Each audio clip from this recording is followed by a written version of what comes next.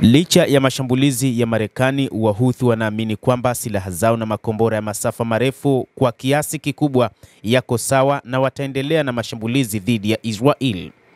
Wahouthi wamedai kwamba mashambulizi yao yatakuwa ni endelevu hadi pale Waisraeli watakapoacha kuwapiga watu wa Gaza, lakini pia kufanya mashambulizi katika maeneo mengine kama vile Lebanon na hata katika maeneo ya Syria na kwingineko. Wahouthi wamedai kwamba watashambulia ndege za Marekani, lakini pia watashambulia kila kifaa cha kijeshi cha kutoka nchini Marekani kutokana na kadhia yao ambayo imekuwa ni endelevu, lakini na uonevu ambao wanaufanya kwa Waarabu wa ukanda wa Gaza. Afisa mkuu wa Wahouthi amenukuliwa na vyombo vya habari vya serikali ya Iran akisema kuwa uwezo wa Wahouthi unaendelea kukua licha ya mashambulizi ya Marekani. Marekani imekuwa ikitumia mashambulizi ya anga dhidi ya Wahouthi tangu Machi 15 mwaka huu. Kupitia kiongozi mkuu wa baraza la siasa la Wahouthi wa Yemen, Yasir al-Houthi, amesisitiza msimamo wa nchi yake juu ya kuunga mkono watu wa Palestina na haki yao hadi wapate haki zao zote halali. Shirika la habari la Iran IRNA limeripoti. Kisha Hur aliambia IRNA kwamba taifa la Yemen, viongozi na vikosi vya jeshi viko thabiti katika ahadi waliotoa kwa taifa la Palestina na upinzani. Wapiganaji wa Kihouthi wamerusha makombora karibu kila siku tangu mashambulizi ya Marekani kuanza.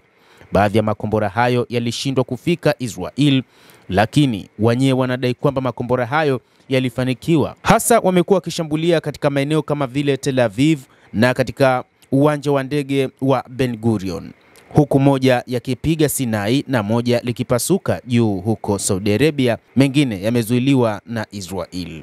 Wapiganaji hao wa Kihouthi wanasema hawatasimama kujihusisha wakati IDF inafanya kazi huko Gaza. IDF ilizindua operesheni yake mnamo Machi 18. Hata hivyo, taifa hilo la Yemen pamoja na vikosi vya jeshi vinachukulia kuilinda Palestina kama kujilinda wenyewe na umma wa Kiislamu.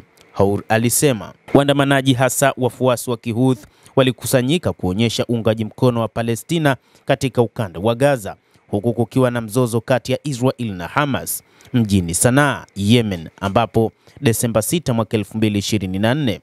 Kwa upande mmoja, jeshi la Yemen linalenga kina cha adui Israel, na kwa upande mwingine wanakabiliana na uchokozi wa Amerika kwa kutumia uzoefu wao wa uwanjani.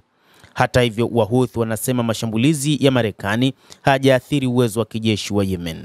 Wahouthi wanaunga mkono Hezbollah na wamesema wataendelea kulisemea kundi hilo ambalo lina utayari wa hali ya juu ya uwezo. IRNA ilibainisha kuwa ilizionya nchi za kikanda kuhusu njama za Israel na Marekani, ikidai kuwa sera za Marekani na hatua za Israel zinatishia nchi zote za Mashariki ya Kati. Alitaja mashambulizi ya hivi karibuni ya Israel dhidi ya Hezbollah. Wahouthi wanasema wako tayari kuunga mkono Hezbollah dhidi ya Israel. Hezbollah hadi sasa imekanusha shambulio la hivi karibuni la roketi dhidi ya Israel na haionyeshi kutaka kuingizwa kwenye vita vingine. Kiongozi wa harakati ya Ansarullah Abdul Malik al-Houthi ametangaza kwamba Yemen iko tayari kuisaidia Lebanon kwa nguvu na rasilimali zake zote. Afisa huyo wa Kihouthi alisema Ansarullah ni jina la Wahouthi ambalo wanajiita. Inaonekana Wahouthi sasa wanajaribu kuingia Lebanon katika vita vikubwa kama sehemu ya vita vyao dhidi ya Israel. Wamehitimisha katika mahojiano hayo kwa kusema watu wa Yemen wameingia vitani kwa unga mkono wa Palestina kwa kumtegemea Mwenyezi Mungu. Mtazamaji wa The World News, na bila shaka nawe una nafasi ya kulike, una nafasi ya kucomment, lakini pia kusubscribe channel yetu hii. Utakuwa ukipata habari hizi kwa mapana hapa The World News. Mimi ni Adam Hussein, endelea kuwa nasi wakati wote, endelea kutufuatilia.